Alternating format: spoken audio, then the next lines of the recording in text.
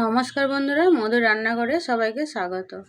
আজকের রেসিপি আমাদের চম্পারন চিকেন বা হান্ডি চিকেন। এই রেসিপিটি বিহারের প্রসিদ্ধ একটি রান্না। এই রেসিপিটি মূলত মাটির হাঁড়িতে আর কাঠকয়লার উনুনে বানানো হয়।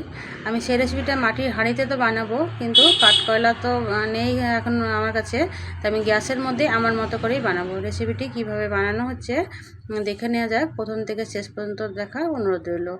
এটা ভাত, রুটি, পোলাও, ফ্রাইড রাইস, পরোটা যেটাই খাবেন, নান, সেটা কিন্তু ভীষণই খেতে সুস্বাদু এটা রেসিপিটি বানানোর জন্যে এখানে আমি কিছু শুকনো মশলা নিয়েছি। মশলাটা ভেজে নিয়ে গুঁড়ো করে নিতে হবে। তাই নিয়েছি জিরে, ধনে, মৌরি, গোলমরিচ, ছোটো এলাচ, একটা বড় এলাচ, এখানে নিয়েছি দারচিনি দুটো টুকরো, জয়িত্রী অর্ধেকটা ফুল, শুকনো লঙ্কা আর লবঙ্গ।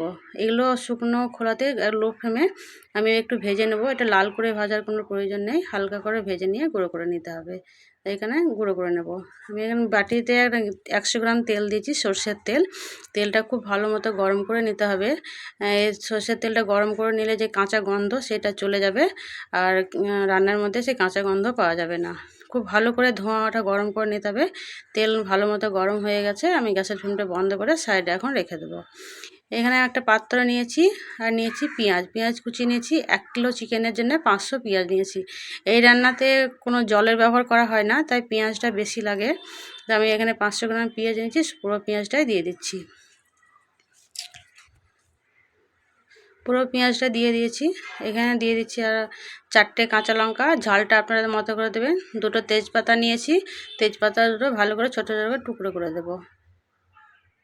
আর নিয়েছি 2টো দারচিনির টুকরো, লবঙ্গ কয়েকটা, 4টে ছোটো এলাচ, একটা বড় এলাচ। আর এখানে নিয়েছি একটা জায়ফল, সামান্য একটু গ্রেট করে দেবো। এখানে বেশি দেওয়ার প্রয়োজন নেই, বেশি দিলে কিন্তু তেঁতো হতে পারে, তাই সামান্য একটু আমি গ্রেট করে দেবো। একটু গ্রেট করে দিয়েছি, আর দেওয়ার প্রয়োজন নেই। এই যে লাল কাশ্মীরি লঙ্কা গুঁড়ো 2 চা চামচ। আবার বলছি, ঝালটা আপনাদের মতো করে দেবেন। এই যে লবণ স্বাদ মতো, হলুদের গুঁড়ো, এখানে 20 থেকে 25 রসুন আর 2 ইঞ্চি আদা নিয়ে আমি ভালো করে এটা মিক্সির জার দিয়ে বেটে নিয়েছি। এটা মিহি করে বাটা যাবে না, জল না দিয়ে এটা বেটে নিতে হবে। জল দেওয়ার কোনো প্রয়োজন নেই, একটু মোটা করেই বাটতে হবে। আমি পুরোটাই দিয়ে দিলাম। আর যে আগে থেকে যে ভাজা মশলাটা ভেজে রেখেছি, সেখানে আমি 2 চামচ মতো দিয়ে দিলাম। আর এখানে দিয়ে দিচ্ছি যে তেলটা ভেজে রেখেছি, সেই তেলটা দিয়ে দিচ্ছি, গরম করা তেল। আপনারা আগে থেকে তেলটা যদি গরম করে রাখেন, এতটা কিন্তু গরম থাকবে না। আমার একটু দেরি হয়ে গেছে, আরও আগে গরম করতে হতো, তাই তেলটা বেশি গরম আছে। যাই হোক, আমি ভালো করে এবার হাত দিয়ে মাখিয়ে নেব। এটা খুব ভালো করে 2 থেকে 3 মিনিট ভালো করে মাখিয়ে নিতে হবে। যত ভালো করে আমি মশলাগুলো মাখিয়ে নেব, চিকেনের স্বাদটা কিন্তু ততটাই ভালো হবে। দেখুন কিভাবে মশলাটা মাখিয়ে নিয়েছি, খুব সুন্দর করে হাত দিয়ে মাখিয়ে নিয়েছি। এটা এখন মাখানো হয়ে গেছে। আমি এখানে চিকেন নিয়েছি 1 কিলো। আমার ওই পাত্রটা ছোট, তাই আমি এটাতেই নিয়েছি। চিকেনটা খুব ভালো করে পরিষ্কার করে নিয়েছি, আর পুরো মশলাটা চিকেনের মধ্যে দিয়ে দিচ্ছি। চিকেনের মধ্যে দিয়ে কিন্তু ভালো করে এটা আবারও 2 থেকে 3 মিনিট ভালো করে মাখিয়ে নিতে হবে। যত ভালো করে মাখাবো চিকেনটা ততটা ভালো হবে, আর মশলা আর নুনটা ততটা ভালো করে ঢুকবে। এইখানে আমি 4 থেকে 5টা রসুন নিয়েছি, ভালো করে আগে থেকে পরিষ্কার নিয়েছি। আর এই চিকেনে কিন্তু অবশ্যই গোটা রসুন দিতে হবে, এটা কিন্তু অবশ্যই মাস্ট। আমি এখানে মাটির একটা হাঁড়ি নিয়েছি, মাটির হাঁড়িতে রান্না করে নেব, তার জন্য হাঁড়িটাকে পরিষ্কার করে নিয়েছি। আর হাঁড়িটাকে আমি আগে থেকেই একটু লবণ দিয়ে তেল লাগিয়ে নিয়েছি, প্রথমে লবণ দিয়ে গরম করে রেখেছি। আপনারা চাইলে কিন্তু এখানে সারা রাত্রি জল ভরে রাখতে পারেন। আমি জল ভরে রাখিনি, গরম করে নিচ্ছি। আর যে আগে যে তেলটা গরম ছিল, সেই তেলটা আমি অর্ধেকটা দিয়ে দিলাম, যে বাকিটা ছিল সেটা দিয়ে ভালো করে চারিদিকে লাগিয়ে নিতে হবে। ভালো করে লাগিয়ে নিয়েছি। আপনার এবার যে গ্রেট মাখিয়ে রাখা আছে চিকেনটা, সেই চিকেনটা পুরো দিয়ে দেবো। সব চিকেনটা আস্তে আস্তে দিয়ে দিচ্ছি। খুব ভালো করে মশলা মাখানো আছে।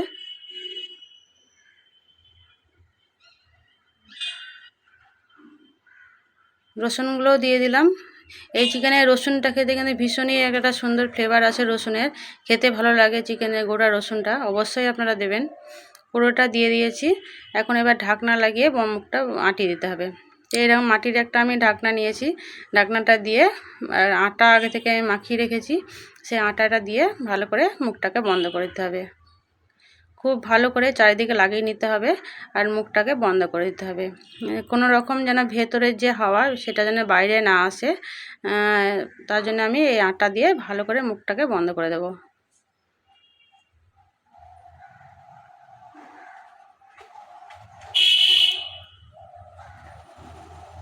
খুব ভালো করে লাগিয়ে নিতে হবে যেন খুলে না যায় সেরকমভাবে। দেখুন আমি কত সুন্দর করে লাগিয়ে নিয়েছি, এইভাবেই আপনারাও লাগিয়ে নেবেন আটাটা। আমার লাগানো হয়ে গেছে।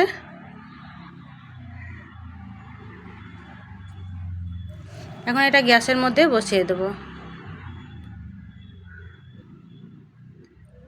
আমি এখন গ্যাসের মধ্যে বসিয়ে দিচ্ছি আর গ্যাসের ফ্লেমটাকে অন করে দিচ্ছি। এবার 40 থেকে 45 মিনিট এটা এখন রান্না হতে দিতে হবে। গ্যাসের ফ্লেমটা একদম লোতে রাখতে হবে, কোনো সময় বাড়ানো যাবে না। আর এই চিকেনের 15 মিনিট বাদ আমি চিকেনের হাঁড়িটাকে ইধার থেকে ওধারে ভালো করে ঘুরিয়ে দেব। একবার হালকা করে নাড়িয়ে দেবো, একটার মধ্যে ধরে এপাশ ওপাশ করে দুবার আমি ঘুরিয়ে দেবো। আমার হয়ে গেছে। 40 থেকে 45 মিনিট রান্না করার পরেও আমি 15 থেকে 15 মিনিট আমি রেখে দিয়েছিলাম। এখন এটা ঠান্ডা হয়ে গেছে একটু। এবার আমি ঢাকনাটা খুলে নেবো। এবার প্রথমে আটাটাকে ছাড়িয়ে নিতে হবে।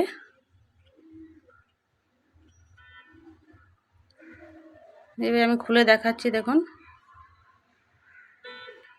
দেখুন কি সুন্দর কালার হয়েছে। কালারটা দেখুন আগে, যেমন দেখতে সুন্দর খেতেও কিন্তু ততটাই ভালো এই রেসিপিটা। আপনারা অবশ্যই বাড়িতে একবার ট্রাই করুন। রেসিপিটা কেমন হয়েছে অবশ্যই আমাকে জানান। আমার রেসিপিটা ভালো লাগলে প্লিজ লাইক, শেয়ার, কমেন্ট করুন। আমার চ্যানেলটিকে সাবস্ক্রাইব করুন। পাশে রাখা বেল বাটনটিকে প্রেস করে অন করে রাখুন। নতুন কোনো ভিডিও ছাড়লে সবার আগে আপনাদের কাছে পৌঁছে যাবে। এটা ভাত, রুটি, পোলাও, পরোটা যেটাই খাবেন সেটা ভীষণই একটা সুস্বাদু রেসিপি। অবশ্যই আপনাদেরও ভালো লাগবে। আপনারা সবাই সুস্থ থাকুন, ভালো থাকুন। নমস্কার।